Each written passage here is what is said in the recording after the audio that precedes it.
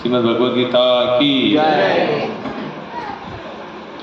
जिनके पास भगवद गीता है वो अध्याय नंबर 18वां निकालिए, श्लोक नंबर 60 से 66 से लेकर 70 तक हम लोग देखेंगे।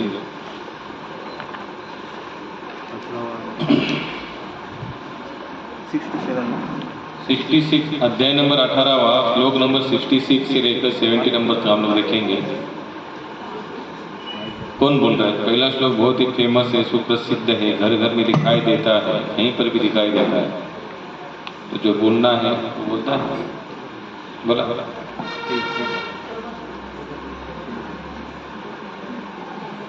सर्वधर्म परित्यज्य सर्वधर्मान् परित्यज्य मामेकं शरणं व्रज मामेकं शरणं व्रज अहं त्वं सर्वपाप्योऽभ्यं अहं तं सर्वपापेभ्यो मोक्षयिष्यामि मोक्षयिष्यामि मा शुचः। मोक्षयिष्यामि मा शुचः। श्लोक नंबर 67 बोलिए। कुछ श्लोक का अनुवाद बोलिए, वो थोड़ा सा छोटा लिखा हुआ है। सर्व प्रकारच्या धर्मांचा त्याग करून तू मला एकट्यालाच शरण ये, मी तुला सर्व पापांपासून मुक्त करीन, तू शोक करू नकोस, भिवू नकोस। श्लोक नंबर 67। इदं ते न तपस्काय हाँ बोला।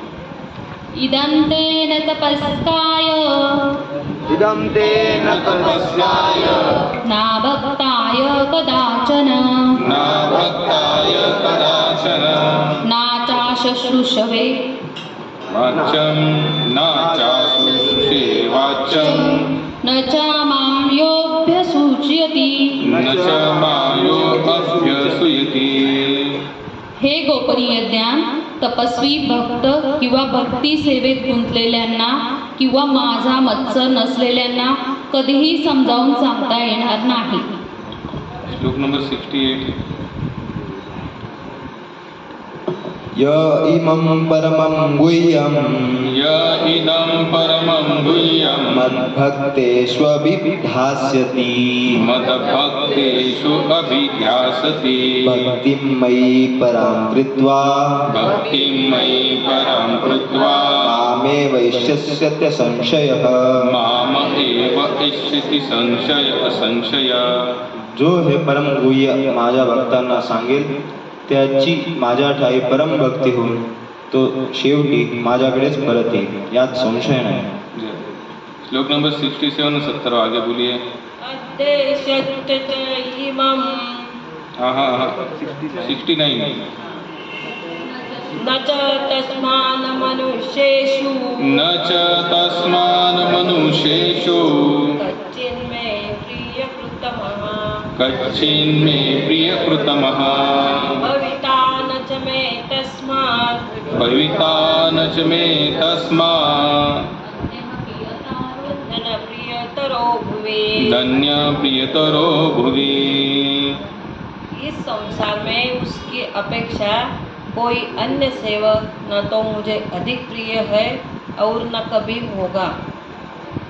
श्लोक नंबर 70वां।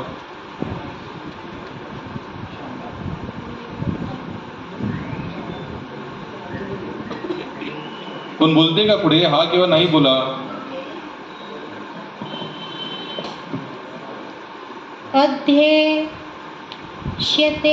अध्येष्यते च य इमं अध्येदिते च मे इमं धर्म्यं संवादमावयो धर्मं संवादमावयो ज्ञानयज्ञेन तेनाहमिष्टः ज्ञानयज्ञेन तेन अहम् इष्टः श्यामति मे मतिः श्यामति मे मतिः श्याम इति मे मतिः। श्याम इति मे मतिः। बोलिए माता जी। और मैं घोषित करता हूँ कि जो हमारे इस पवित्र संवाद का अध्ययन करता है वह अपनी बुद्धि से मेरी पूजा करता है। हरे कृष्णा। श्रीमद् भगवद गीता की पहला श्लोक तो हम लोगों ने जहाँ तक काफ़ी जगह पर सुना है, बड़ा अपन का बंद हरे कृष्णा कृष्णा कृष्णा हरे हरे राम राम राम हरे हरे हरे कृष्णा कृष्णा कृष्णा हरे हरे हरे राम राम राम हरे हरे। ये जो श्लोक है ना 18वां अध्याय का 67वां श्लोक 66वां श्लोक, लगभग सभी संतों का मत ये है कि ये पूरे भगवद गीता का सार है। क्या है? पूरे भगवद गीता में चाहे आपको कुछ समझ आए या ना आए, उससे कुछ फर्क नहीं पड़ता, लेकिन अगर इतना सा श्लोक अगर आप लोग समझ जाएंगे ना, इसलिए आप लोगों ने देखा होगा कहीं पर भी जहाँ भगवान श्री कृष्ण अर्जुन के जहाँ फोटो बनाए जाते हैं ना बाहर वैसे, या फोटो सेशन के या फोटो दुकान में फोटो बना दे, तो लगभग ये श्लोक और एक श्लोक होता है वो परित्राणाय विनाशाय च धर्म संस्थापनार्थाय। लेकिन ये जो श्लोक है ये भी हर जगह पर आपको कहीं ना कहीं नजर आता है। सर्वधर्मन परित्याज्य माम एकम शरणम व्रज अहम तम सर्व पाप्योभ्यो मोक्ष इष्यामि मा शुचः। इस श्लोक का अगर समझ लीजिए, अगर आप लोग जिस दिन इस श्लोक को पहचान पाएंगे, समझ पाएंगे, तो समझ लेना आपने पूरी भगवद गीता जान ली। क्या बताते हैं इसमें भगवान श्री कृष्ण? समस्त प्रकार के धर्मों का परित्याग करो और मेरी शरण में आओ, मैं समस्त पापों से तुम्हारा उद्धार कर दूंगा, डरो मत। भगवान क्या बता रहे यहाँ पर? आप लोगों ने जो भी अपनी मनोकल्पना के अनुसार जो धर्म बनाए ना अपने अपने जीवन में, लोग कहते हैं मैं मेरे धर्म का पालन करता हूँ, हर कोई कहता है कि हम अपने अपने, सबको यही लगता है कि मैं अपनी जगह पर सही हूँ, लेकिन मुझे लगना मेरी जगह पर सही हो और उसके लिए भगवान सैंक्शन करना सचमुच ये सही है, इसमें जमीन आसमान का फर्क है। जैसे अभी कोई पीने वाला होगा, वो क्या सोचता है मैं अपनी जगह पर सही हूँ। आप देखना जो दिन भर गधा मजदूरी करते ना, उसको अगर वो रात को ड्रिंक करते, उनको जाकर पूछना कि भैया आप दारू मत पियो, तो महाराज पता नहीं आपको दिन भर काम करते तो हमारा शरीर टूटता है अंदर से, हमको वो दिन भर का पेन सहन नहीं होता, इसलिए हम लोग।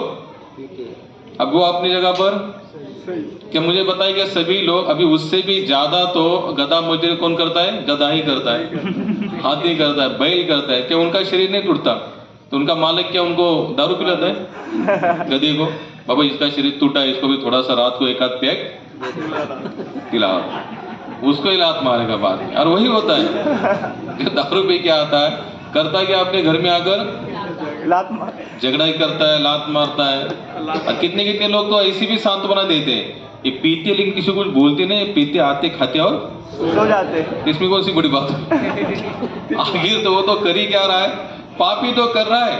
उसकी सांत्वना, इसका गुण गौरव करना कोई अच्छी बात नहीं है। जो गलत है सो गलत ही है, अब जो सही है सो सही है। ये नहीं होता, मैंने काफी जगह पर देखे हैं जो लोग पीते हैं और कुछ बड़बड़ नहीं करते, आते हैं खा लेते और तुरंत अपनी खटिया पे जाकर सो जाते। तो उसी घर के लोग भी कहते वो पीते हैं लेकिन हमें कोई उससे प्रॉब्लम नहीं। क्यों? कुछ करते ही नहीं, ना गाली देते, ना लात मारते, ना झगड़ा करते, आते पीते और सोते ना। एक गलत है। उसी तरह से हम सभी को लग रहा है कि हम अपने अपनी जगह पर सही है, लेकिन नहीं। अगर सही होते तो भगवान यहाँ पर ये नहीं बताते कि सभी धर्मों का परित्याग करो और मुझे केवल एकमात्र शरण आ जाओ, क्योंकि भगवान जानते कि सब ने अपने अपने बौद्धिक क्षमता के अनुसार या नॉलेज के अनुसार हम लोगों ने अपने अपने धर्म का एक बॉर्डर बना लिया, एक दायरा बना लिया, एक फोटो बना लिया, एक सोच बनाई है। लेकिन नहीं। अच्छा बताए कितने लोग जाते हैं धर्म इस शब्द का मतलब क्या है? आजकल तो धर्म ये शब्द बहुत सेंसिटिव हो चुका है। धर्म यानी स्वभाव और सत्य और धारणा। सही माता जी, वैसे धर्म का मतलब है धारणा भी होता है। और भाई बोले ये बहुत ही, आज देखा जाए तो ये इतना गर्म शब्द है धर्म, बहुत ही गर्म हो चुका है। आप कहीं पर भी इसका उच्चार नहीं कर सकते, उसका वापर नहीं कर सकते, उसको फॉलो भी नहीं कर सकते। पर्टिकुलर एक समय में एक जगह पर इसको फॉलो कर सकते हैं। अगर आप कहीं और जगह पर जाएंगे उसको फॉलो करने का प्रयास करेंगे, हो सकता है परिस्थिति झगड़ा हो सकता है, परिस्थिति हो सकती है। लेकिन भगवान तो यहाँ पर स्वयं बता रहे हैं कि धर्म का मतलब क्या है। कितने लोग जानते हैं? थोड़ा बताइए। हाँ, खुद को जानना। और अब यही है हमारी मनोकल्पनाएं, ये भ्रांत धारणाएं हैं। अभी आप लोग कहेंगे महाराज आप बहुत शाने हो गए, आप जो बोलेंगे वही से मानेंगे आप। नहीं, मेरा सही मत मानना। यहाँ पर शास्त्र क्या कहते हैं?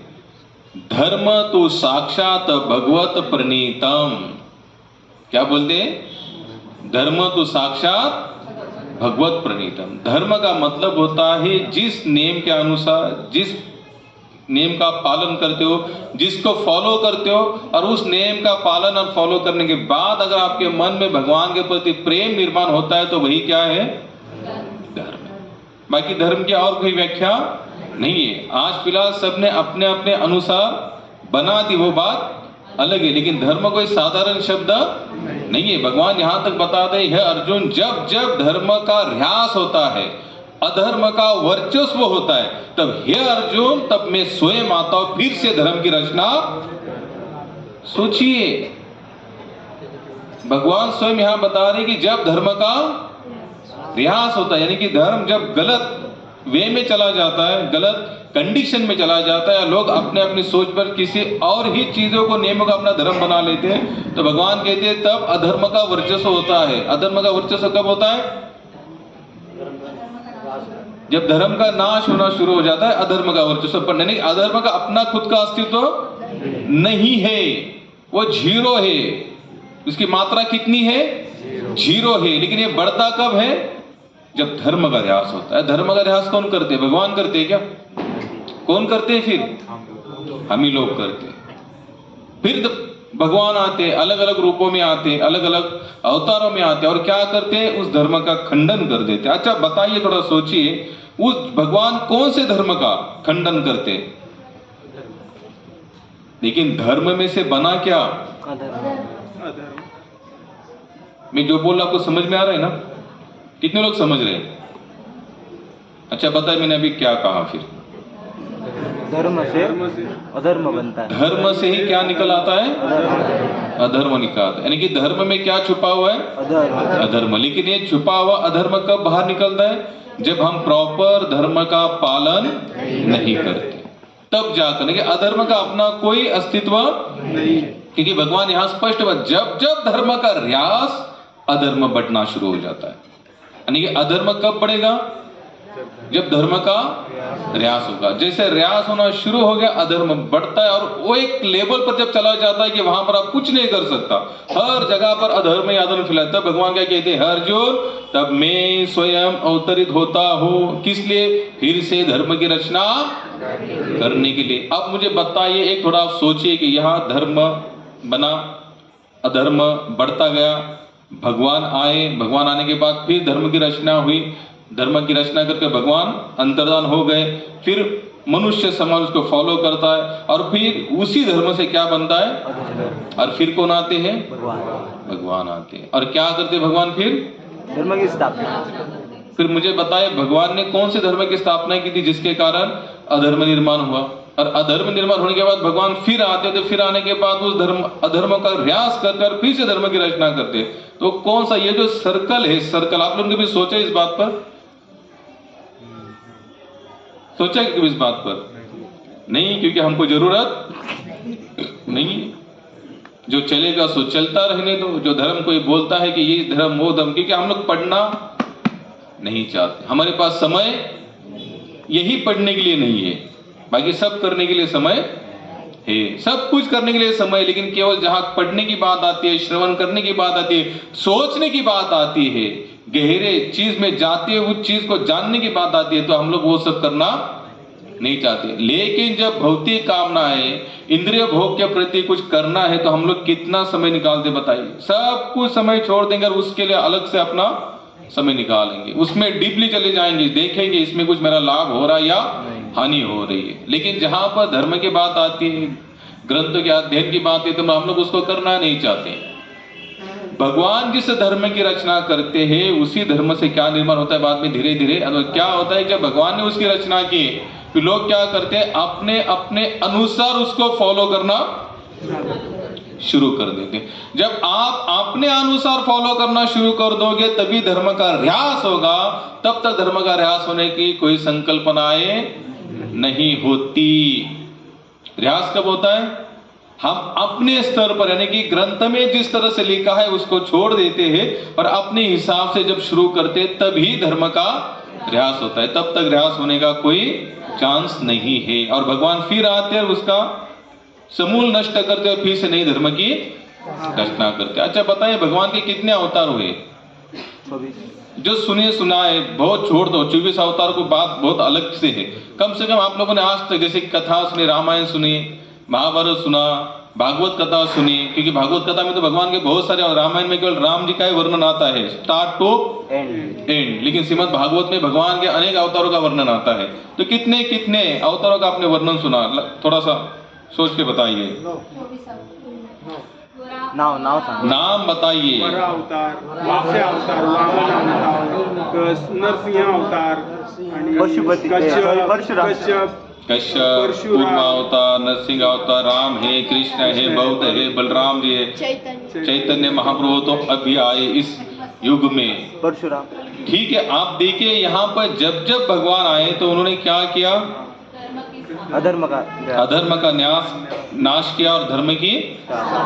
लेकिन जैसे वो धर्म की स्थापना करके चले जाते हैं तो कुछ समय के लिए पर्टिकुलरली वो धर्म एज इट इज चलता है। कैसे चलता है? जैसे वो आए बनाकर चले गए, एज इट इज चला। कुछ समय पश्चात मनुष्य में ऐसा जनरेशन आता है, वो सोचते नहीं ये इसको थोड़ा सा क्या करना चाहिए, चेंज, इसको मॉडिफाई करना चाहिए, मॉडल, वो अपडेट क्या करना चाहिए, अपडेट। उसमें क्या बताए? न्यू जनरेशन, न्यू वर्जन क्या करना है? New version. बस यही हमारा प्रॉब्लम है। इसमें कोई न्यू वर्जन नहीं होता महाराज, इसमें कोई न्यू वर्जन। ये 7 श्लोक के भगवत गीता, उस समय भी यही श्लोक थे, आज भी यही है। हमारे मरने के पश्चात कितनी भी न्यू वर्जन बनाए जाए, श्लोक में कोई चेंजेस होने वाला नहीं, ये एज इट इज है। कैसे है? इसलिए संत ये बताते, पुढे गेली त्यांची वंदावे, आपको नया करने की कोई जरूरत, आप वर्जन बिर्जन के चक्कर में इसमें पढ़ना नहीं। हम लोगों को आप माला पर जप करो, लोग कहते क्यों माला पर ही, क्यों? ये है न्यू वर्जन, माला पर ही क्यों? तुकाराम महाराज पागल थे, ज्ञानेश्वर महाराज पागल थे, संत कबीर जी वो हमेशा भगवान नाम की, राम नाम की माला रटते थे। ये न्यू वर्जन की बात बता रहा हूं। हम कहते लोगों को भगवान को भोग लगाओ, क्यों? भगवान खाते हैं? आपने खाते हुए देखा है? हम कहते भगवान को आप नहलाओ, रोज स्नान कराओ, क्यों? भगवान क्या ऐसे थोड़ी पत्थर की मूर्ति है बोले, वो बोलते थोड़ी ना है, उसमें है क्या बोले? अगर उनके सामने, जैसे विवेकानंद जी की कथा हम लोगों ने 1000 बार सुनी, रामकृष्ण परमहंस, उन्होंने एक बार उनको कहा कि क्या करो भैया, तुम भगवान को, काली माता को भोग लगाओ, तो उन्होंने तुरंत कहा क्या ये खाएगी? अगर इस पत्थर में काली माता है तो बोले लड्डू सामने रख दिया जाता है, चूहा आता है, चूहा खा के चला जाता, फिर भी काली माता कुछ नहीं करती। तो आप कैसे कह सकते कि इसमें भगवत तत्व विराजमान है? तो बोले कोई बात, वो तो पहुंचे हुए महात्मा थे रामकृष्ण जी। उन्हें बोले एक रात आप केवल यहाँ पर इस मंदिर में रहना। विवेकानंद जी एक रात केवल वहां पर रहे, रहने के बाद स्वयं साक्षात काली माता ने दर्शन दिया, तुरंत अपनी लेवल पर आ गए, नहीं भगवान है, मैं इस चीज को मानना शुरू करता हूं। विवेकानंद जी ने उसके आगे तुरंत सब कुछ त्याग दिया और उनके चरणों में चले गए। फिर वहां से उन्होंने आगे अपना न्यू वर्जन कुछ बनाया। उनकी जो सोच थी ये है क्या, ऐसे होता है क्या, तुरंत टूट गई। और तब से उन्होंने माना नहीं, यही से यहां पर विश्वास कैसे होना चाहिए आध्यात्मिक का, अतुट भी होना चाहिए और अंधा भी होना चाहिए। लोग कहते कि डोळस हो जाओ, मैं नहीं कहता, ना ही साधु संत कहते। यहां अंधा विश्वास आपको बहुत कुछ देता है। कौन सा विश्वास? लेकिन समाज में, संसार में आपको अंधेपन का विश्वास नहीं करना है। वहां पर आप बुद्धि से विचार करो, नहीं ये मेरे लिए हानिकारक है, लाभकारक है, मेरा यहाँ पर है कोई, मुझे यहाँ से क्या लेके जाना है, मैं यहाँ पर आया कि वो क्या जिससे मेरा संबंध बना है, जो पत्नी है, बच्चे है, माता पिता है, दोस्त है, समाज है, राष्ट्र है, क्या इनसे सचमुच मेरा नित्य संबंध है या कहीं और से मेरा नित्य संबंध है? यहां पर आप क्या चलाना? बुद्धि चलाना। यहां पर अपनी बुद्धि मत चलाओ।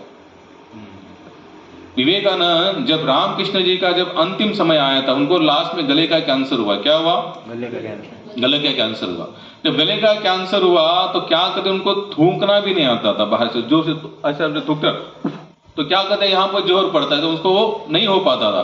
तो उन्होंने क्या किया, लेटे लेटे थे तो बाजू में एक बॉल रख रहे थे, वाटी रखी थी, ग्लास जो भी कहो, तो उसमें थूकते थे उसे में। अब जब कैंसर यहाँ का हुआ था तो पस और लोहो यानी कि खून भी यहीं से निकलता था, वहीं थूकते थे।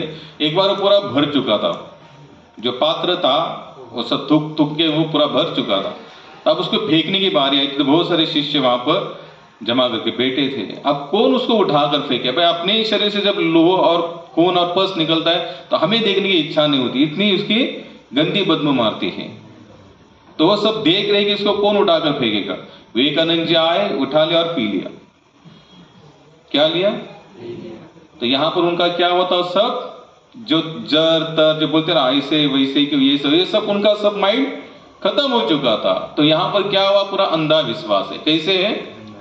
अंधा विश्वास। लेकिन उनको ये सफलता प्राप्त हुई। अब मुझे बताए क्या वो फेंकना ठीक था या पीना ठीक था? हमारी सोच से बताना, फेंकना ही ठीक था। लेकिन क्या क्या उन्होंने उसको, मीराबाई को जब दूध दिया गया जहर वाला, उसको उसकी दासी कहती कि इसमें जहर है, बोले तुम मत पीना। बोले नहीं, जब मैं भगवान को भोग लगाऊंगी तो उसमें से जहर का जितना अंश है सब निकल जाएगा, या जहर होगा तो भी वो उसको मैं ग्रहण करूंगी। ये कौन सा विश्वास है? अंधा विश्वास। लेकिन हम लोगों ने उल्टा किया, यहां पर लगाते बुद्धि, संसार में रखते अंधा विश्वास, और वहां अंधा विश्वास करोगे तो क्या मिलेगा? धोखा, धोखा और धोखा। लेकिन यहां पर अंधा विश्वास करोगे, यहां पर आपको बहुत कुछ मिलेगा। और यहां पर अंधा विश्वास का मतलब क्या है कि भगवान ने जो कहा है उसको एज इट इज फॉलो करो, तनिक भी उसमें चेंज करने का विचार मत करो। लोग कहते, आप कहते कि जैसे अभी भगवान ने जो श्लोक में कहा, सर्वधर्म, सभी धर्मों का त्याग करो, मुझे अकेले को ही शरण आओ। और मैं क्या करूंगा? तुमको डर भी लगता है तो डरो मत अर्जुन। क्या बता रहे अर्जुन को? डरो मत, मैं तुम्हारा पूरी तरह से, अगर तुमको लगता भी है सब कुछ छोड़ने से पाप लगेगा, कर्तव्य परायण से हटने के बाद पाप लगेगा, तो उससे भी मैं तुम्हें मुक्त कर सकता। अब ये बताइए, इतना कहने के बाद भी हमारा विश्वास बैठ रहा है क्या? हमारा विश्वास हो रहा है भगवान पर पूरा?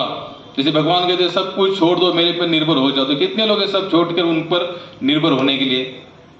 नहीं कि आपने हाथ पे हिलाओ, ऐसे नहीं कि घर में जब बैठे रहो, कल मिलेगा तो मैं ना, हाथ पर हिलाना जरूर चाहिए, लेकिन निर्भर केवल और केवल मात्र भगवान पर रहना चाहिए। तो इसलिए यहाँ विश्वास कैसे होना चाहिए? अगर हम हमारे बुद्धि से नहीं समझ सकते तो कम से कम जिन्होंने समझा है उनको समझने का प्रयास करो। क्या करो? उनको समझने का प्रयास करो। लेकिन हमारा तो संतों के भी प्रति हमारा विश्वास नहीं है, ना ज्ञानेश्वर महाराज के प्रति, ना तुकाराम महाराज के प्रति, अभी श्री चैतन्य महाप्रभु, ना उनके प्रति हमारा विश्वास है। तो फिर हमारा कल्याण होगा कैसे? अगर विश्वास कहीं पर निर्माण करना है तो कहीं पर विश्वास डालना चाहिए। आप कहीं पर विश्वास डालोगे ही नहीं, जहां भी जाओगे शंका आपके मन में आएगी, ये सच में सच है या झूठ है, या अच्छे या बेकार। अगर यही सोच से शुरुआत होगी तो आपके हाथ में कुछ लगने वाला नहीं है। विश्वास का मतलब होता है, एक बार उन्होंने कहा, मैंने स्वीकार किया, उसी तरह से मैं चलता रहूंगा। लेकिन हमारा यहाँ पर इतना विश्वास बचा ही नहीं। अर्जुन के अंदर यही द्वंद्व था। तो भगवान ने इसलिए अंतिम में श्लोक में कहा, यार ये कौन से अध्याय का है? 18वां अध्याय है। 17 अध्याय तो क्या हो रहा है? केवल प्रश्न उत्तर, प्रश्न उत्तर। भगवान ने वहां पर कितनी जगह पर अपना विश्व रूप दर्शन भी बताया। तुम कंफ्यूज हो, मेरे पर भरोसा नहीं है, ये देख भैया मैं कौन हूं। अभी वो अध्याय कौन सा है? 11वां। विश्व रूप दर्शन उसका नाम है। यानी कि पहले अध्याय से उनका प्रश्नों की शुरुआत हुई, 11वें अध्याय तक भगवान समझा रहे, बोले कोई बात नहीं, डेमो दिखाता हूं मैं कौन हूं। क्या बताया भगवान? मैं डेमो दिखा रहा हूं मैं कौन हूं। ये भगवान ने अपना कराल विकराल रूप निर्माण किया है, बलाढ्य, सब आंखों, सब मुंह में से सब अग्नियां निकल रही है। जो सामने खड़े हैं, भीष्म, द्रोण, दुर्योधन, कौरव, सब ऑलरेडी उनके अग्नि में जलकर राख हो रहे। अर्जुन सोच में पड़ रहा है, सामने भी दिख रहे, यहाँ पर भी मर रहे। बोले हे कौन? ये सच कि वो सच? कंफ्यूज हो गया। बोलते भगवान अभी थोड़ा सा जैसे थे वैसे आ जाओ, मैं बात करना चाहता हूँ, इसमें मैं समझ नहीं पा रहा, मैं डर रहा, मेरी आंखें आपका तेज सहन नहीं कर पा रहे। अभी इतना डेमो दिखाने के बाद भी फिर 11वें अध्याय के बाद भी अर्जुन कभी कभी भगवान को प्रश्न पूछता है, भगवान फिर आंसर देते हैं। फिर भगवान 18वें अध्याय में सुधे श्लोक के आते, बोले इसको आप छोड़ दो, बोले समझाना बेकार है। बोले भगवान अर्जुन तुझे लग रहा है ना ये कर्म वो कर्म, इसको त्यागूंगा उसको त्यागूंगा पाप लगेगा। सुन आप, सर्वधर्म जो तुम अपने माइंड से जो धर्म का तुमने कल्पनाएं बनाए उसको त्याग दो। तुमको लग भी रहा है त्यागने से पाप होगा, तो उस पाप से भी मैं मुक्त करने के लिए मैं समर्थ हूं, डर मत। ये अर्जुन को नहीं बताया महाराज, ये हम सभी लोगों को बताया। यहाँ पर जितने भी, यही नहीं संसार में जितने लोग हैं सबको भगवान वही बता रहे, लेकिन फिर भी हमारा विश्वास नहीं है। जब तक विश्वास नहीं बढ़ेगा आगे बढ़ने वाले नहीं है। और आगे बढ़ने के लिए विश्वास कैसे होना चाहिए, मैं फिर बता रहा हूं कैसे, अंधा। हमारा विश्वास कैसे है, आज हमारे समाज में क्या हुआ है, हम लोगों को इतना लगता है कि आध्यात्मिक जीवन कैसे, कोई महात्मा आए कोई महाराज आए तो उनके बस पैरों को छूना, पैरों को क्या करना है, बस स्पर्श करना। स्पर्श करने के बाद हमको लगता है हमने बहुत कुछ नहीं पाओगे महाराज। किसी के शरीर के स्पर्श करने से आपको कुछ मिलने वाला। तो साधु संतों के पास जाने के बाद हमारा एक ही टारगेट होता है आजकल। तो कौन सा टारगेट होता है, एक तो उनके साथ एक छोटी सी सेल्फी खींच लो, फोटो अच्छा सा फ्रेम बना लो और घर में चिपका दो। और सुबह उठने के बाद थोड़ा सा ऐसा प्रणाम विनाम करो और अपने हिसाब से फिर दिन भर जो करना है करो। तो क्या इससे कुछ मिलेगा, बोलिए ना, नहीं मिलेगा। क्यों नहीं मिलेगा, क्योंकि संत की वपु मीन्स शरीर सेवा नहीं की जाती, वाणी। कौन सी सेवा की जाती है संत की, वाणी को फॉलो करोगे तो समझ लेना हम लोग उस संत के नजदीक पहुंचोगे, नहीं तो कुछ होने वाला नहीं है। इसलिए हमने स्वामी भक्तिपाद को पूछा कि महाराज आपकी शरीर की सेवा के लिए हम इंपॉर्टेंट माने जाएंगे या आपकी वाणी की सेवा करनी। तो महाराज जी ने कहा बोले शरीर सेवा मत करना, मेरी वाणी की सेवा करो। बोले मैं जो कह रहा हूं, मेरे जितने वचन मैंने कहे उसी के अनुसार जीवन यापन करोगे तो बहुत कुछ मिलेगा। लेकिन हमें क्या लगता है, बैठे बैठे सब कुछ मिल जाए। हम किसी महाराज के पास जाते, एक सत्संग में जाते, हमें क्या लगता है, बहुत सारे प्रश्न लेके जाते हैं, प्रश्न जब पूछेंगे तो हमको लगता है कि महाराज जी कुछ ऐसी कुछ तरीका बताएंगे 1-2 दिन वाला, उतना साधना करो, हमारी सब इच्छाएं ऐसी होने वाली नहीं है। पहले तो खुद को पहचानो, क्या करो, खुद को पहचानो। हमारी खुद की पहचान क्या है,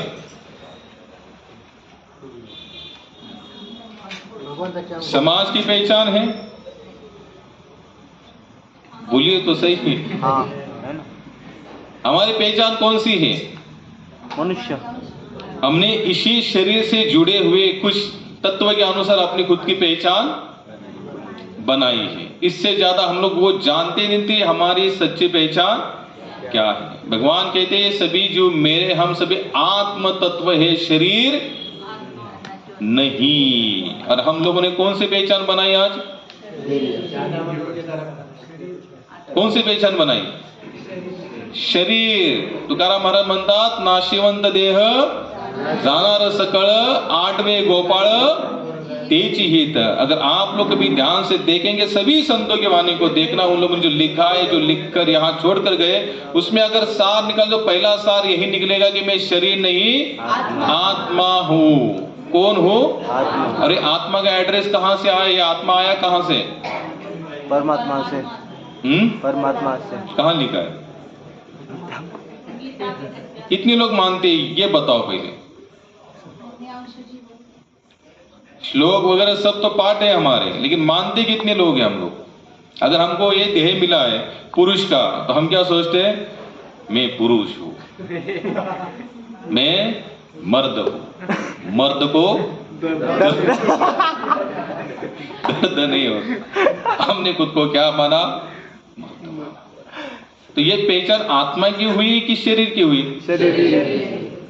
कोई माता है, स्त्री है घर में, वो पूरा दिन सुबह से लेकर शाम तक काम करती है, और कोई उसका पति आता है बोले आज ये नहीं हुआ, तो क्या कहती है, आपको पता है मैं पूरा दिन यहाँ पर लगी पड़ी है, बोले आपको क्या, आप बाहर जाते हो, मैं इतना पूरा घर अकेली संभालती हूँ, आपको नहीं पता कि स्त्रियों का जन्म क्या होता है। उसने खुद को क्या माना, स्त्री।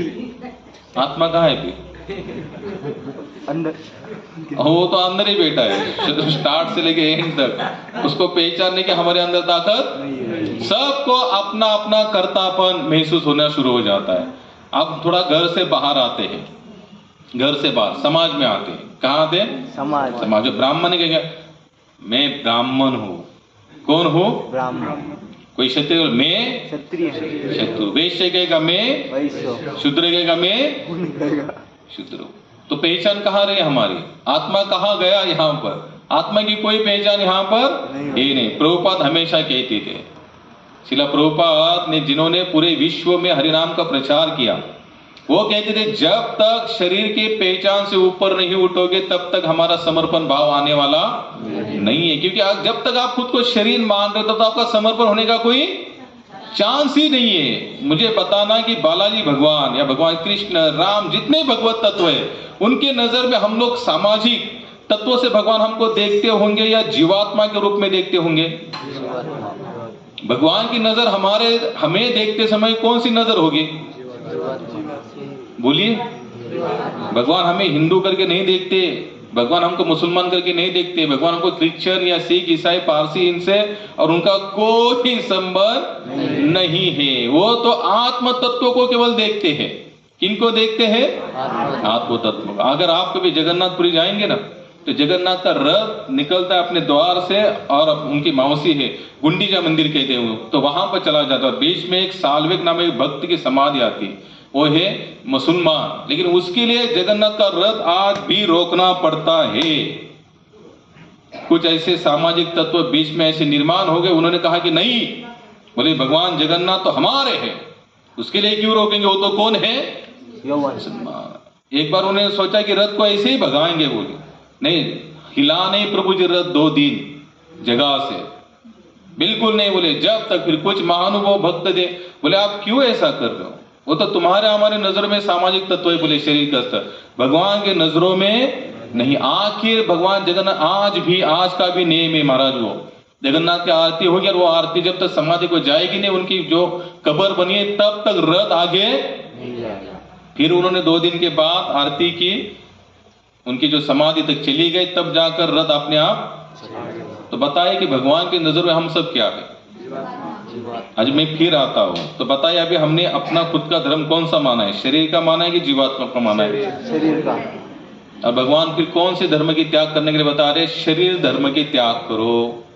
कौन से धर्म की त्याग करो आप? जो आपने खुद ने मान लिया है, मैं ये हूं, मैं वो हूं, मैं ये हूं, मैं वो हूं। हम कुछ नहीं महाराज, मल मूत्र का ढेर है। राम सुखदास स्वामी कहते, बोले शरीर की 3 ही सच्चाई है, मरने के बाद इसको जला दोगे तो इसकी क्या बनेगी? राख। आप लोगों को पता है, साइंस भी कहता है जो पूरी राख बनेगी ना, उसको जलाते जलाते जलाते लास्ट में उसका जो लास्ट का जो अंश बनेगा, जैसे एक समझ लीजिए इतना बड़ा प्लास्टिक का कोई ड्रम है, उसको आप जलाओगे ना, तो जलने के बाद उसका एक लास्ट का अस्तित्व इतना तो बच ही जाएगा। उसको चाहे कितना भी जला, वो बाद में खत्म होता। इसलिए सरकार कहती है प्लास्टिक को बंद करो, क्योंकि वो जल ही नहीं रहा है, उसका कुछ नहीं हो पा रहा है। उसको जलाने के बाद भी उसका अलग से अपना खुद का अस्तित्व। उसी तरह कहते हैं कि मनुष्य की राख बनने के बाद उस राख को फिर आप कितना भी जलाते रहोगे तो आखिर उसकी 20 से 25 ग्राम ही मिट्टी बनती है, जिसका अस्तित्व फिर रियल होता है। यानी उसको फिर चाहे जितना जलाओ, वो फिर जलने वाली नहीं है। तो बताइए 60, 70, 80, 90, 100 किलो का जितना भी हमारा वजन है, रियलिटी कितनी है हमारी? 20-25 ग्राम। और इस 25 ग्राम के नाटक कितने हैं? इस 25 ग्राम के नाटक कितने हैं? तू आ, बाहर मिल, तू मिल, देख लेता हूं, फिर मेरे रास्ते में दिख। मैं मरने के बाद भी भूत लगकर पीछे यहां तक कमिटमेंट करने वाले लोग हैं। और अस्तित्व कितना है? 25 ग्राम। कितना अस्तित्व? रामसुखदास स्वामी कहते, बोले शरीर की 3 ही अवस्था है। अगर जलाओगे तो इसकी राख बनेगी, दफनाओगे तो इसकी मिट्टी बनेगी, और कोई जानवर खा ले इसे, इस शरीर को, तो क्या बनेगी? विष्ठा बनेगी। क्या बनेगी? थोड़ा ही सच्चाई को थोड़ा ऐसा नजर के सामने रखो। रोज केवल 5 या 10 मिनट थोड़ा सोचो, हमारा अस्तित्व है क्या? मैं आपको लिख के देता हूँ, धीरे धीरे जो अहंकार होता है ना टूटना शुरू हो जाएगा। क्या हो जाएगा? टूटना शुरू होगा। लेकिन कब? जब आप इस सच्चाई को पहचानोगे। लेकिन हम लोग इसको छोड़ने वाले नहीं है। मरते दम तक मैंने जिस स्कूल में, जिस देश में, जिस वंश में, जिस परंपरा में, जिस साम्राज्य में जन्म लिया है, उसी के अनुसार हम लोग अपना अस्तित्व जुटाना शुरू करते। शिला प्रभुपाद कहते हैं, बोले अगर आप मरने के बाद अमेरिका में अगर हमारा जन्म हो जाए, हो सकता है कि नहीं? कितने लोग लेना चाहेंगे उधर जन्म? अरे जाने के लिए तो तैयार होते हैं। यहाँ हमारे वाणी प्रभु जी पासपोर्ट करते, उनको पता होगा अमेरिका जाने के लिए लोग कितने ये करते, अरे मुझे यूएसए जाना है, यूएसए जाना है। और कितने तो वहां पर सेटल होने के भी, और जो वहां सेटल हो जाता है फिर यहाँ पर हमारा भारतीय जलता है, यही उधर जाके सेटल हो गया यार। बहुत बढ़िया है उधर, रास्ते क्या है, खान पान क्या है यार, रहने के लिए सब सब एकदम एक्यूरेट। भारत में क्या है, जहाँ देखो कचरा, ट्रैफिक दुनिया की, रास्ते छोटे, गाड़ियां दुनिया भर की। क्यों? सबको लगता है महाराज, ये ना बोल तो बात अलग है। अगर मैं आपको बोल दूं कि हम 10 दिन के बाद फ्री में अमेरिका जाने के लिए यात्रा निकाल रहे, कितने लोग आएंगे? सब आएंगे, जो सत्संग में और लेके आएंगे, दूसरों को लेके आएंगे, जो सत्संग में आते वो भी आएंगे।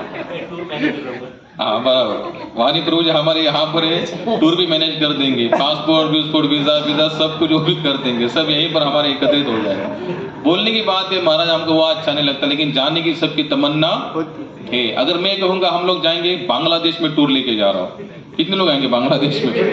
ना उधर पहले प्रॉब्लम चल रहा है, फिर कहाँ जाए? हमको सब लोग, हमारा केंद्र बिंदु क्या है? भोग का। क्या है? और कहाँ भोग लेंगे? इसी शरीर से। और इसका अस्तित्व क्या है?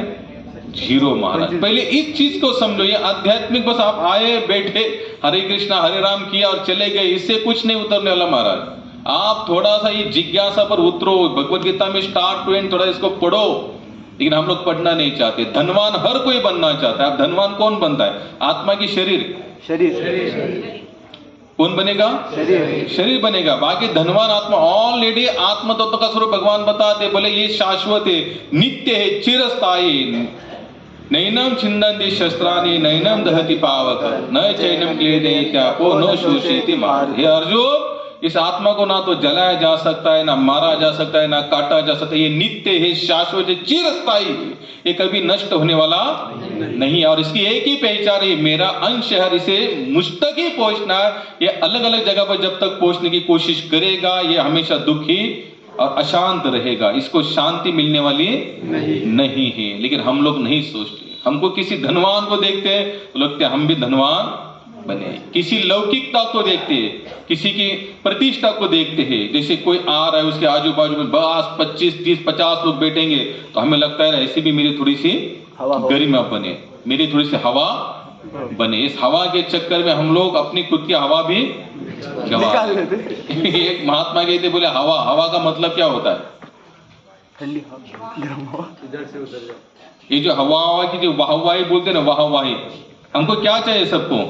वाह काय प्रभु जी, वाह वाह काय प्रसाद केला तुम्ही, वाह प्रभु जी काय तुम्ही प्रवचन दिलं, वाह प्रभु जी तुम्ही काय गायलं। ये जो वाह है ना, वाह, इसका उल्टा करो हवाई बनेगी। अरे हवा कभी भी निकल सकती, इसकी कोई गारंटी नहीं है। कबीर जी कहते, बोले गर्व किसी चीज का मत करना। अगर ये दिया है, किन्होंने दिया है सब कुछ? हमें भगवान ने। हमारी क्वालिटी जीरो है महाराज। क्या है?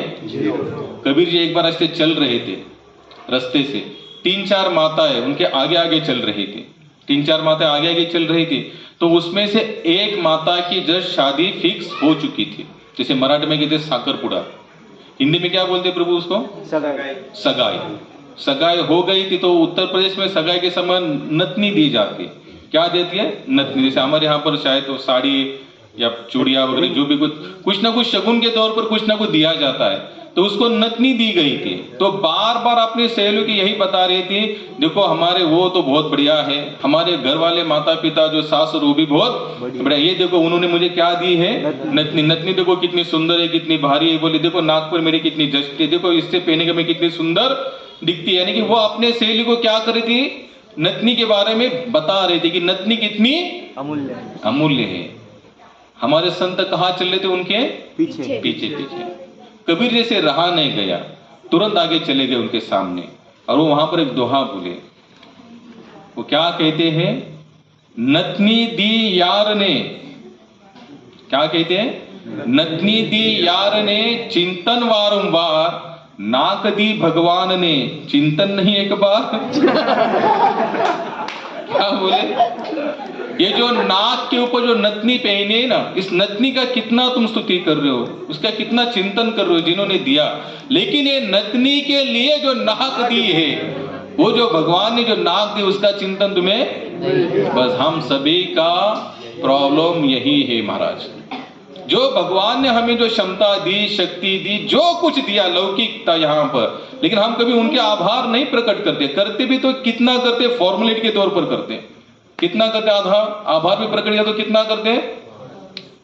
फॉर्मेलिटी। इससे ज्यादा हमारा कोई आगे का टारगेट होता है? बस दिया है ना दिया है तो हमने थोड़ी मांगा था। कुछ तो ऐसे भी बोलेंगे, भाई हमको तो अपने बाप दादा से चला आया हमको मिल रहा है। हमारे बाप की 100 एकड़ जमीन थी, हमने उसको 150 की, अब हमारा 200 का प्लान है। लेकिन यहाँ पर भगवान का अस्तित्व कहाँ बचा महाराज?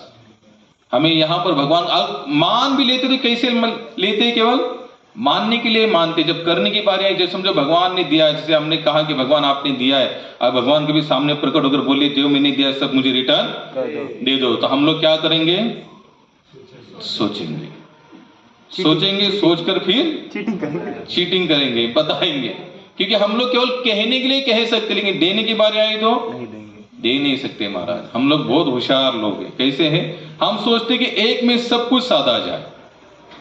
कबीर जी कहते बोले एक चीज ऐसी भगवान से मांगो जिसमें सब कुछ मिल जाए, और वो क्या है? केवल आपका प्रेम प्राप्ति दो। क्या मांगते हो? केवल आपकी प्रेम। जैसे एक बार एक राजा था, एक राज्य में एक राजा था, उसको पूरा वैराग्य हो गया और इसने अनाउंसमेंट कर दी, राजा ने बैनर लगा दिए बड़े बड़े, मेरे पास जितनी भी संपत्ति है इस दिन पर आना, जिसको जो चाहिए मैं दे दूंगा। तो सुबह से शाम तक वहां पर भीड़। अब जब राजा कहे मैं सब कुछ देने के लिए तैयार हूं, तो हम सोच सकते कि लाइन कितनी यहाँ पर 50 रुपए का बासमती डिमांड वाला कहेगा कि 25 रुपए में, दुनिया भर की भीड़ वहां पर, फिर रखने के लिए जगह नहीं। क्यों? 50 का बासमती 25, क्या खाने पीने के इसमें 50% छूट मिलेगी? दुनिया भर की भीड़ उस दुकान में होती है। जब राजा को ही कहे कि मैं पूरे अपनी संपत्ति देने के लिए तैयार हूं, दुनिया भर की भीड़ आए, सुबह से लेकर शाम तक, किसी ने सिंहासन मांगा, किसी ने क्या, सब कुछ मांगा। आखिर एक बुढ़िया आई, होशियार थी, चतुर थी, शार्प थी, वो आई। राजा ने कहा तुम्हें क्या चाहिए? बोले राजा मुझे कुछ नहीं, बस मुझे तू चाहिए। क्या मांगा? राजा मुझे केवल तू चाहिए। बोले तुझे, तेरे सिवा मुझे कुछ नहीं चाहिए। राजा ने कहा रुको, सब संपत्ति जैसी की जैसे रोको। बोले क्यों? बोले इसने मुझे ही मांग लिया। इसने मुझे मांग लिया, अब क्या होगा? पूरा संपत्ति का मालकिन कौन हुई? वो हुई, क्योंकि ये सब मेरी थी। जिसने मुझे ही मांग लिया तो मेरी जितनी प्रॉपर्टी थी सब इनके नाम हो गई, उनके नाम पर हो गई। तो बोलते थे चतुर होते डायरेक्ट मांगते किनको है? भगवान को मांगते। लेकिन हमारी चतुराई वैसे, हम लोग भगवान की माया को मांगते हैं। क्या मांगते? भगवान की माया को मांगते हैं, लेकिन भगवान को नहीं मांगते। क्योंकि भगवान, जब आप भगवान को मांगना शुरू कर दोगे तो श्रीमद् भागवत में भगवान का वर्णन बता दे, स्वभाव क्या बता दे। जब भगवान आपको अपना करना चाहेंगे ना, तो आपकी जितनी भौतिक क्वालिटी है सब हर लेंगे। क्या कर लेंगे? सब ले लेंगे। क्यों? आपको पूरा समर्पण होने के लिए भगवान एक मौका देते हैं। एक भक्ति की सोच क्या होती है? अगर भगवान सब कुछ मुझसे छीनेगा तो मुझे भगवान के समर्पण होने के सिवा कोई ऑप्शन बचने वाला नहीं है। लेकिन ये स्वभाव, ये कंडीशन हर कोई नहीं चाह सकता, नहीं चाहता, पा नहीं सकता। पाने के लिए तो सब कुछ पा सकते हैं। जैसे अगर हम हमारे बच्चों को इतना प्रेम करते, कोई बीमारी ना करे ठाकुर जी, उसको लग जाएंगे, अगर लग भी जाती है और उसके ऊपर खर्चा करने की बारी आएगी तो हम लोग क्या कहते हैं?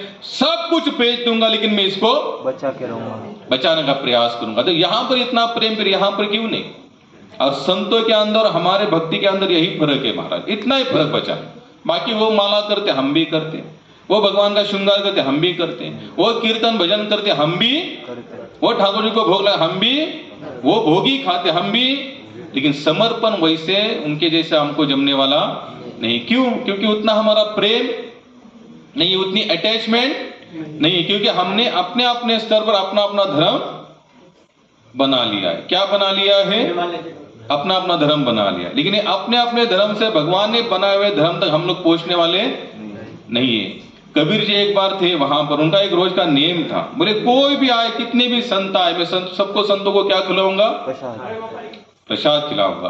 अब प्रसाद उनका नियम था, सब कुछ बेचना पड़े तो भी चलेगा, लेकिन आए हुए व्यक्ति को अपने द्वार से कभी खाली नहीं निकालूंगा। ये हर एक संत के जीवन में ऐसा ही हुआ है। आप लोग कभी उनका सर्वे निकालना, मुझे पता नहीं आप लोग उनका सर्वे निकाल दे कि नहीं निकालते। यानी कि सर्वे का मतलब होता है सार। क्या है?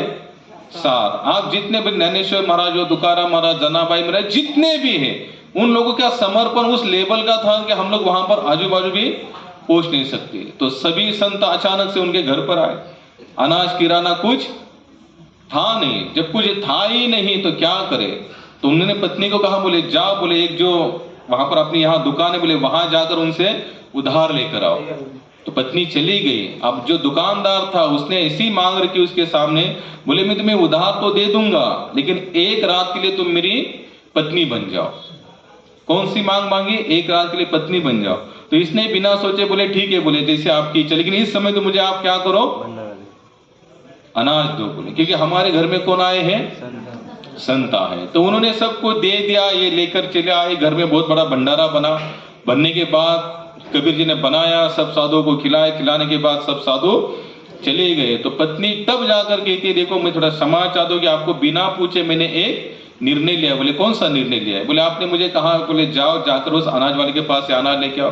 दुकानदार के पास गए तो उसने मुझे एक रात के लिए पत्नी बनने के लिए कहा यार, मैंने आपको बिना पूछे हाँ बोले। बोले कोई बात नहीं, तुमने जब हाँ बोला है तो केवल किन लोगों के लिए बोला है? संत सेवा के लिए, और मैं तुम्हें खुद लेके जाऊंगा।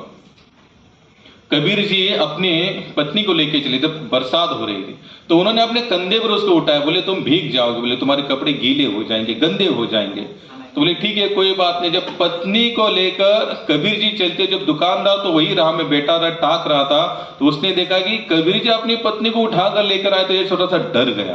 बोला भाई क्या बोलेंगे मुझे पता नहीं। आकर उन्हें धक दिया। बोले जो भी आपकी इच्छा है, बोले एक रात के लिए आपकी पत्नी बनने के लिए तय। बोले आपको कुछ नहीं लगता, आप स्वयं उठा। बोले कोई बात नहीं। बोले भाई उन्होंने जो भी निर्णय लिया है केवल सेवा संत सेवा के लिए। ये तो मेरी अभिमान और गर्व की बात है कि इन्होंने ऐसा निर्णय लिया। उसी समय दुकानदार के चरणों में गिर पड़ा। बोले मुझे क्षमा करना, मैंने कौन सी मांग किया और आपने सेवा के लिए आपने कौन सा इतना बड़ा निर्णय ले लिया। नामदेव महाराज के घर में एक बार साधु संत है, बोले चूल्हे जलाने के लिए लकड़े नहीं थे, अपनी दरवाजा खिड़कियां तोड़ दी और उसके लकड़े से उन्होंने चूल्हा जला। आए हुए सभी संतों को भोजन किया। बताए उनकी सेवा का भाव क्या और हमारी सेवा का भाव क्या है। एक्टिविटीज सब चल रही है, वो मंदिर जा हम भी जा रहे, वारी कर रहे हम भी कर रहे, उपास वो कर रहे हम भी, लेकिन समर्पण उनके जैसा हम लोग कर नहीं पा रहे। इसलिए वो उस आनंद से हम लोग क्या हो रहे हैं? वंचित हो रहे। और ये कब आएगा ऐसा समर्पण? कितने लोग चाहते हैं कि ऐसा समर्पण आए? दरवाजा खिड़की तोड़ने वाला आएगा, लेकिन जब भगवान आप तोड़ोगे ना तो याद रखना आपके लिए वैकुंठ के दरवाजे खुल जाएंगे। कौन से दरवाजे खुलेंगे? ये बात देखो, ऐसे भी हम लोग यहाँ शाश्वत है क्या? नहीं, हम यहाँ शाश्वत नहीं है। कुछ समय चलेंगे, एक समय आएगा, एक दिन निश्चित होगा, प्राण निकलेंगे, धड़ाम से शरीर गिर जाएगा।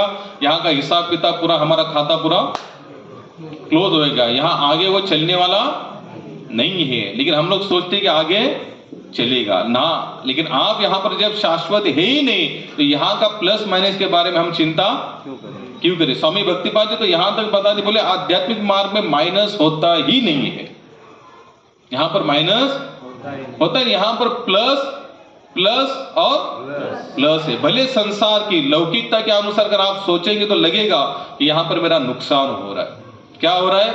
नुकसान। लेकिन यहाँ कोई नुकसान नहीं महाराज। आप लोग थोड़ा जी कर देखना, ये अनुभव आप लोगों को आएगा। जब अनुभव आएगा तो समझ लेना इस संसार के सबसे निडर और बिंदास और शांत बैठने वाले इंसान, जैसे बेटे लेटे की नींद लगने वाले आप बनो। क्यों?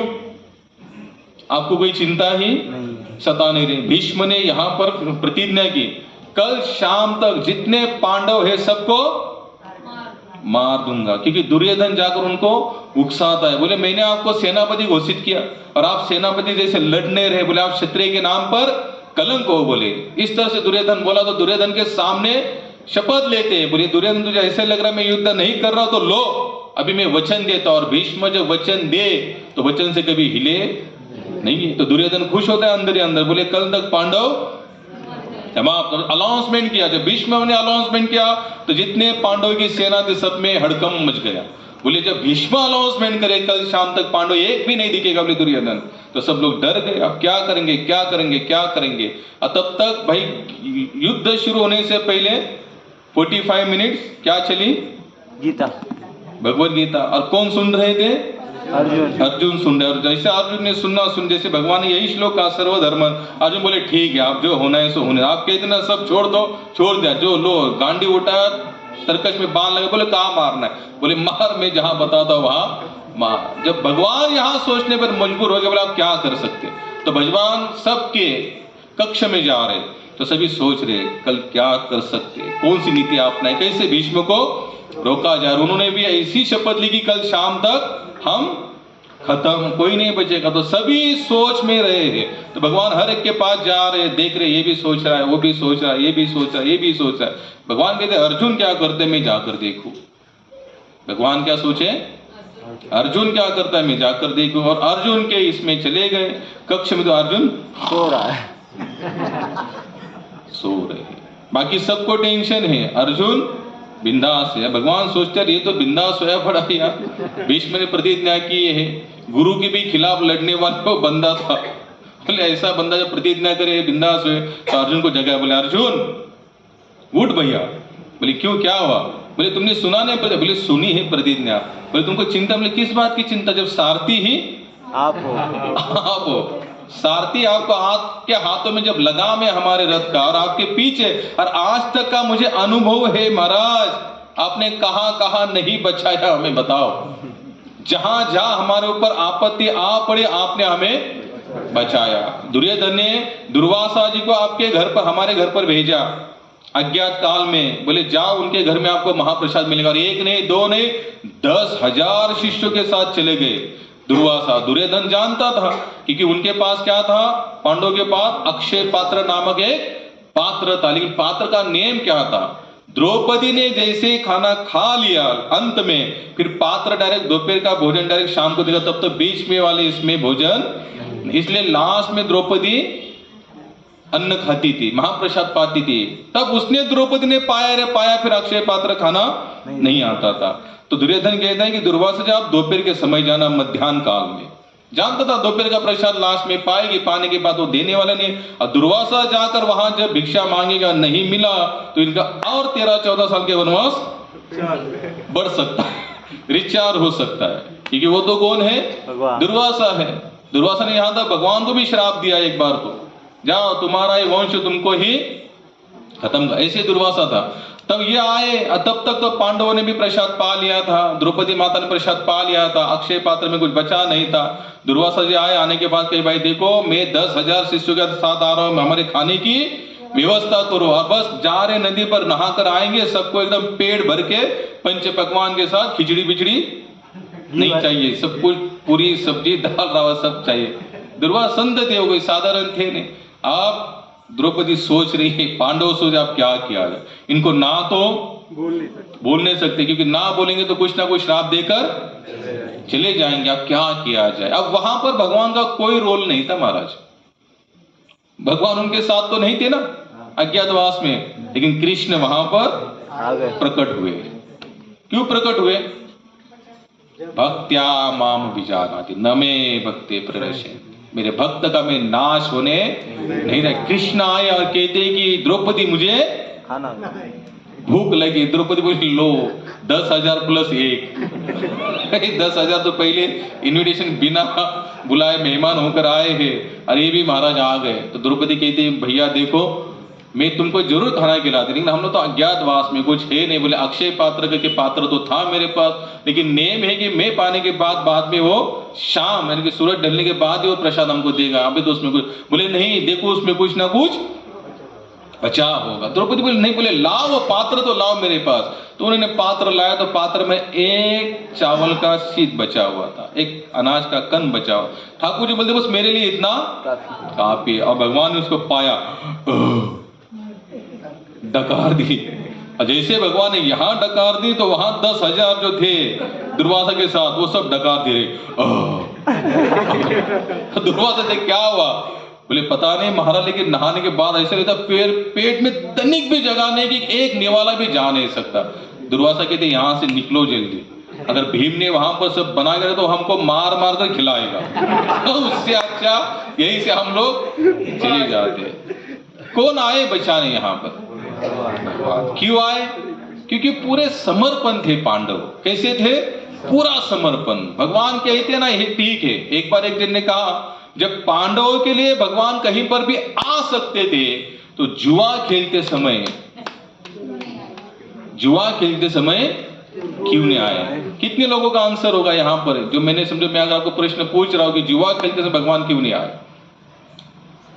कॉमन सेंस में बताना।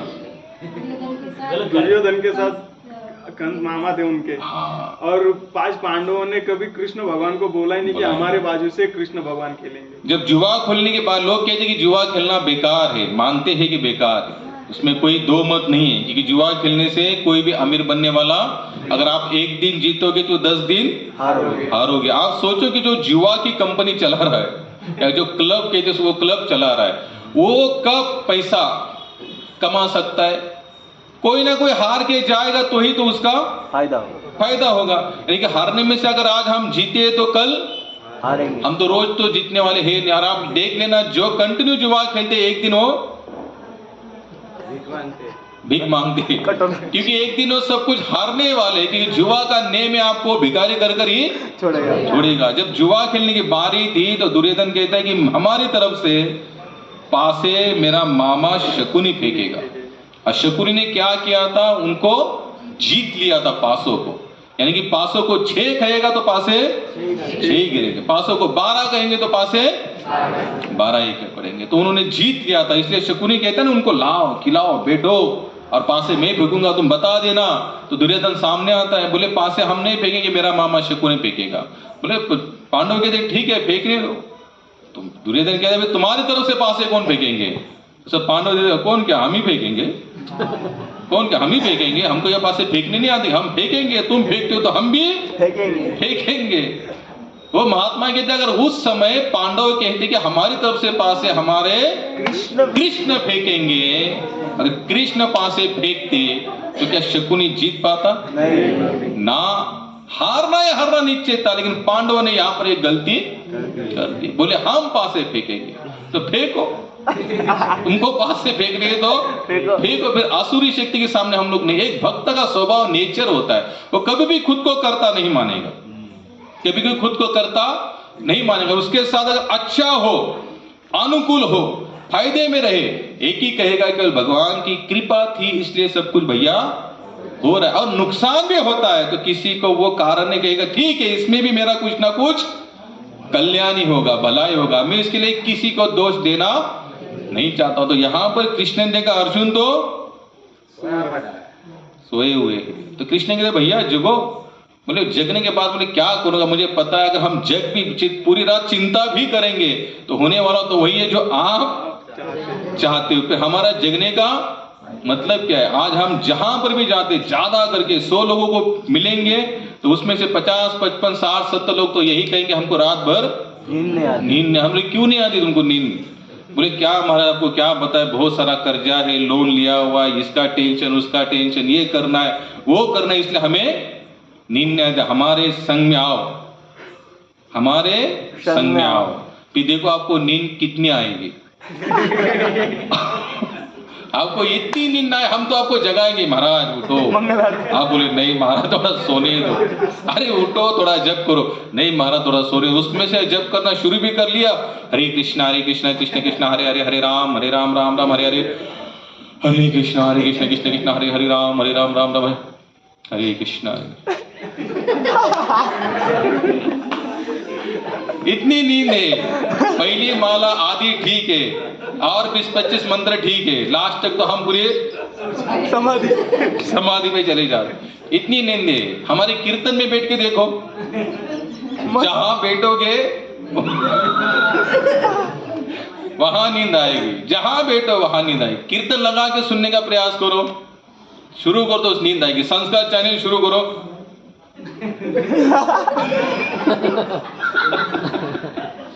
लेकिन भौतिक संसार में नींद नहीं आती, सोने नहीं देता हो। सोने भी नहीं देता और टेंशन भी देता है। ऊपर से क्या करता है, टेंशन में। शिला प्रभुपाद कहते थे, बोले अगर आपको संतुष्ट और शांति रहना तो 3 ही चीज अपने जीवन में करो, चांटिंग हरे कृष्णा कृष्णा कृष्णा हरे हरे, हरे राम राम राम हरे हरे। एक हुई चांटिंग, दूसरा हुआ डांसिंग। यानी जब नाम कीर्तन करते तो उसमें क्या करो, नाचो। कैसे नाचो, पागलों की जैसे नाचो, बिंदास नाचो, बिन गौर नाचो। कौन देख रहा है, कौन क्या कहेगा, तू देख कुछ भी कहे, हम तो नाचेंगे। मेरे साथ एक लड़का था शुरुआत में, हम 2010 में यहाँ आए नासिक में, रामियर करके, अमेरिकन था, निग्रो था, लेकिन उसकी डेडिकेशन इतना था, वो अकेला ही। किस कारण, अगर मैं कभी नगर कीर्तन नहीं जाता था, मृदंग लेता था, गले में लटका था, अकेला ही चलता था, सभी लोग उसको देखते जैसा। हम भारतीय लोग, अरे फॉरनर नाच रहा, अंग्रेज नाच रहा है, लेकिन उनको, हमको ये नहीं लगता था कि ये हरे कृष्ण बोल रहा है, ये हरे राम बोल रहा है। जो फिलोसॉफी में हम लोगों ने जन्म लिया है, लेकिन हम लोगों को इतनी इच्छा नहीं थी। तो कहते थे चांटिंग, भगवान का नाम, डांसिंग, नाचो, और लास्ट में हिस्टिंग, प्रसाद खाओ। क्या करो, पेट भर के। कितना खाओ प्रसाद, पेट भर के। यहां तक आए, कितना आए, यहां तक आए। लेकिन यहां तक खाने के बाद भी सुबह 4 बजे उठने की तैयारी रखेगा, नहीं तो फिर हम लोग जैसे काफी भक्त खाते हैं, मुझे सुबह प्रभु उठो, रात को बहुत खाया प्रभु, जो पचा नहीं मेरे को। क्यों खाया, किसने कहा था खाने के लिए, फिर उल्टी क्या करता है, लेटता क्या है, हाजमोला क्या खाता है, जीरा सोडा क्या पीता है। यहां तक खाने के बाद भी भजन नहीं छूटना चाहिए। शिला भक्तिपाद कहते थे, बोले आप 2 चपाती खाओ लेकिन नियम से रहो, और 2 की जगह पर 20 भी खा रहे हो, लेकिन नियम में अगर कोई अंतर नहीं पड़ा तो आप 20 भी खा सकते हो। मेन टारगेट क्या है हमारा, भजन करना। अगर भजन नहीं हो पा रहा तो समझ लेना हमारा सब कुछ व्यर्थ है, कुछ नहीं कर पा रहे। इसलिए डेडिकेशन में रहो।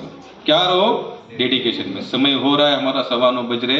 हमको क्या होना चाहिए, भगवान जी का हमने शुरुआत, आगे वाले 4 श्लोक फिर भी रहे, हम लोग एक ही श्लोक को लिए। कौन सा श्लोक था, सर्वधर्म परित्याज्य माम एकम शरणं व्रज अहम तम सर्व पापेभ्यो मोक्षयिष्यामि मा शुच। सार बताता हूं, यहां पर भगवान जो कहते हैं ना, धर्म का मतलब होता है भगवान के नियम। ध्यान से सुनो, लोग कहते हैं हम हमारे धर्म का पालन करते हैं, बोले हमारा तुम्हारा धर्म होता ही नहीं। बोले ना हिंदू, ना मुसलमान, ना सिख, ना क्रिश्चियन, ना ईसाई, ना पारसी, ना यहूदी, कोई धर्म नहीं महाराज। याद रखना, भगवान के नियम का जो पालन करता है वही धर्म का पालन करता है। याद, और भगवान का नियम क्या कहते हैं, सबसे सरल, हमारे टुकड़े जी महाराज इसको बहुत एकदम सरल शब्द में प्रकट करते हैं। खरा तो एक जी धर्म जगाला प्रेम हर पावे। सच्चा धर्म क्या है, जगाला। जग का मतलब होता है विश्व में जितने भी प्राणी हैं, जितने भी प्राणी हैं, हमारे अनुकूल चाहे हमारे प्रतिकूल, सबसे आप क्या करो, स्नेह करो, प्रेम करो। तो समझना आप प्रॉपर धर्म के वे से चल रहे। कोई कहता है कि गाय को मारो, कोई कहता है सुअर को मारो, कोई कहता है इसको मारो, कोई कहता है कि उसको मारो, कोई कहता है ये जिहाद के नाम पर इसको मारो, कोई कहता है कि राम के नाम पर ना। ये धर्म की व्याख्या ही नहीं, ये सब गलत है। ये सब व्याख्या क्या है, गलत। रियल व्याख्या कौन सी, जहां से आपको प्रेम प्रकट हो रहा है उसी को क्या कहते हैं, धर्म कहते हैं। तो धर्म की सबसे बड़ी व्याख्या, यहां तक कि तुकाराम महाराज तो एक भक्त के धर्म के बारे में व्याख्या कहते हैं, विष्णुमय जग वैष्णवांसा धर्म भेदा भेद भ्रम अमंगल। अमंगल हमारा कब होता है एक भक्त का, जब वो पूरे संसार को विष्णुमय के स्वरूप में नहीं देखता, तो एक भक्त का क्या होगा, अमंगल। फिर आगे कहते ऐका जी तुम्ही भक्त भागवत करालते हित सत्य करा। बोले आप जो भी काम कर रहे हो ना, वो सत्य के अनुसार करना। आपको फीलिंग होनी चाहिए कि मैं जो भी कर रहा हूं सत्य, किसी में इसका नुकसान नहीं है, किसी में इसको कोई परेशानी नहीं है। लोग आज धर्म के नाम पर कितना अत्याचार पापाचार करते हैं, तो ये धर्म है नहीं। आगे कहते हैं कोणाही जीवाचा नो घडो मत्सर वर्म सर्वेश्वर पूजनाचे। इनका जो पूजन करते हैं, हम अल्टर सेवा करते हैं, विग्रह की सेवा, उनका वर्म क्या है? किसी का भी मत्सर नहीं होना चाहिए। यहाँ पर किसी का भी मत्सर, यहाँ पूजा तो हम विग्रह की कर रहे हैं, लेकिन मत्सर के भाव से, द्वेष के भाव से, तो समझ लेना किसी काम का नहीं। और अंतिम में उन्होंने इतनी बेस्ट और सर्वोत्तम लाइन बताई, फाइनल कौन सी? तुका मने एका देहाचे अवयव सुख दुख जीव भोग पावे। स्पष्ट बता, बोले भगवान का जो देह है ना, भगवान के, जैसे भगवान स्वयं भी कहते कि मस्तिष्क ब्राह्मणों भुजाए में शत्रु, पेट मेरा वैश्य, पैर मेरे शुद्र है कहते। भगवान स्वयं बता दे, तुकाराम महाराज बोले से अब ये पूरी पृथ्वी में जो कुछ नजर आता है ये सभी भगवान के अंग प्रत्यांग के रूप में यहाँ पर विराजमान है। यहाँ भगवान के अंग को छोड़कर किसी का अपना अस्तित्व नहीं है। जब भगवान के ही सब अंग के अंदर आता है ये सब पूरी सृष्टि पर, हम द्वेष क्यों करें किसी और का? ठीक है, धर्म अधर्म ये बात है, अत्याचार कोई कर रहे है तो उसको हमको मदद से, अगर शरीर का कोई अंग सड़ जाता है तो उसको काटना पड़ेगा। वहां पर फिर ये नहीं सोचना कि मेरा हाथ है, मेरा अंगूठा है, सड़ चुका है, इसको कैसे काटो ना। अगर नहीं काटोगे तो यार पूरा हाथ को सड़ा देगा, लेकिन इसको काटना है। क्यों काटना है? बचा हुआ अंग हमारा सेफ रहना चाहिए। तो अधर्म को इसी नजर से देखना है। लेकिन कास्ट वाइज देखोगे तो समझ लेना फिर हमारा आध्यात्मिक जीवन जीरो है, हम कभी भी आगे बढ़ने वाले नहीं है। तो इस बात को हमेशा ध्यान में रखना। तो आज हमने जो श्लोक लिया है कि धर्म का मतलब होता है भगवान के नियम, और भगवान का सबसे पहला नियम कौन सा है? मांसाहार मत करो। अगर आप अंडी, मच्छी, मटन, मांस खा रहे हो तो समझ लेना आपके अंदर प्रेम नाम की, दया नाम की उत्पत्ति होने वाली नहीं है। क्योंकि आप किसी के सामने अगर किसी को मार के और उसका मांस आप खाते हो तो मुझे पता है कि आपका दया निर्माण होगी, प्रेम निर्माण होगा? नहीं हो सकता। और हम सभी जानते हो सब खाना क्या है? पाप है, गलत, और किसी भी धर्म में लिखा नहीं है। कोई कहता है हमारे इसमें लिखा है तो वो गलत, वो अपनी जीवा के तृप्ति के लिए वो पाप कर रहा है, फिर 100% कर रहा है। क्योंकि जब तक आप किसी को मार कर खाओगे आपके अंदर प्रेम निर्माण होने वाला नहीं है, कभी भी नहीं होने वाला। जब प्रेम ही निर्माण यहां नहीं है तो क्या आप अपने धर्म का फॉलो कर रहे हो, पालन कर रहे हो? क्या आप जो भी क्रिया कर रहे हो उससे भगवान प्रसन्न होंगे?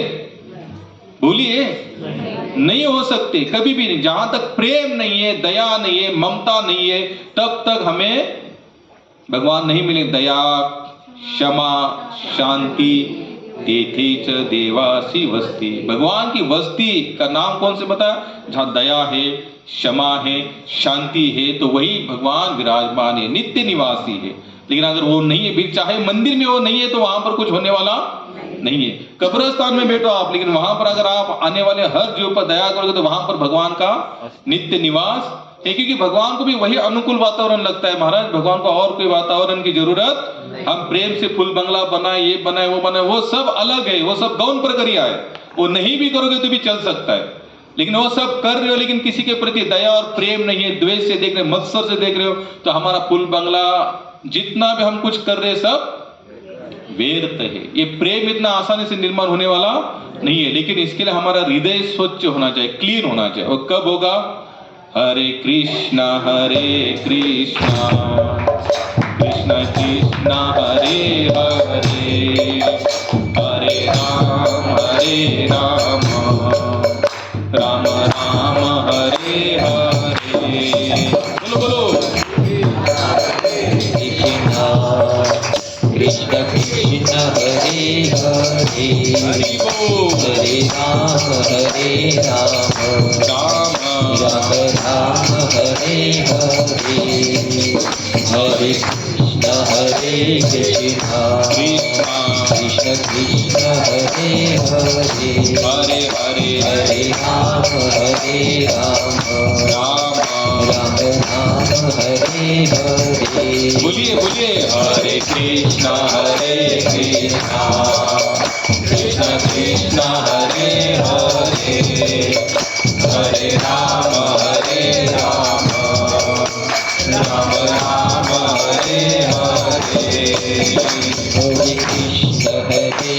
कृष्ण कृष्ण कृष्ण हरे हरे हरे हरे हरे राम राम राम राम हरे हरे बोलो बोलो बोलो हरे कृष्ण कृष्ण कृष्ण हरे हरे हरे राम राम राम हरे हरे हरे कृष्ण कृष्ण कृष्ण हरे हरे हरे हरे हरे राम राम राम राम हरे हरे हरे कृष्ण कृष्ण कृष्ण कृष्ण हरे हरे हरे राम राम राम हरे हरे हरे कृष्ण कृष्ण केवल नाम का ही सहारा है कृष्ण हरे हरे हरे राम राम राम हरे हरे हरे कृष्ण कृष्ण कृष्ण कृष्ण हरे हरे हरे राम राम राम हरे हरे हरे कृष्ण कृष्ण कृष्ण कृष्ण हरे हरे हरे राम